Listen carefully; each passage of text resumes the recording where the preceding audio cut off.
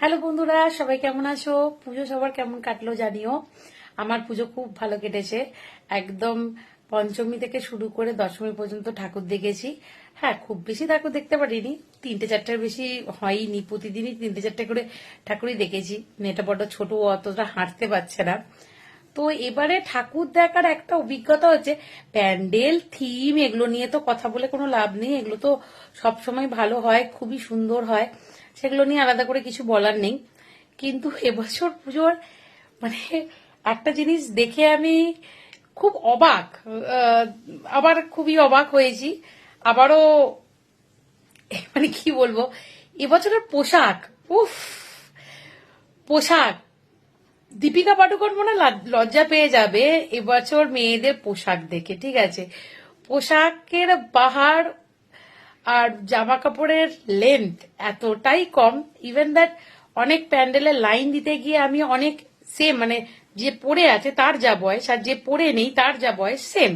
ঠিক আছে, তারা পর্যন্ত কমেন্ট করছে মেয়েটা কি পরেছে এবং তার জামায় কি দেখাতে চাইছে আর জামায় কতটা কাপড় আছে। ঠিক আছে, সেম সেম এজ গ্রুপ। ঠিক আছে, আমি বলছি কি, আমি মানছি যে তোমরা দীপিকা পাডুকোনকে পাল্লা দিতে চাইছো, খুব ভালো কথা। কিন্তু একটা কথা মাথায় রাখবে, দীপিকা পাডুকোন যখন পাবলিক প্লেসে আসে বা সেলিব্রিটি যারা পুজোয় বিভিন্ন প্যান্ডেলে ঘুরছে, তারা কিন্তু শাড়ি আর ব্লাউজ, আর সেই ব্লাউজ মাসাবা কাট ব্লাউজ নয়, একদম বনি দিয়ে আনা সুন্দর গ্লাস হাতা ব্লাউজ। ঠিক আছে, ব্লাউজের অবস্থা দেখেও আমি অবাক। মাসাবা কাট তো ছেড়ে দাও, কি বলবো। তারপরে ব্রালের যে ব্লাউজ গুলো বেরিয়েছে সেগুলো, প্লাস কিছু কিছু ব্লাউজে তো পেছনের শুধু একটা দড়ি ছাড়া আমি কিছু খুঁজে পাইনি। যাই হোক, ব্লাউজেরও যত ভ্যারাইটি হতে পারে এবারে পুজোয় সেটা দেখতে পেয়েছি আমি।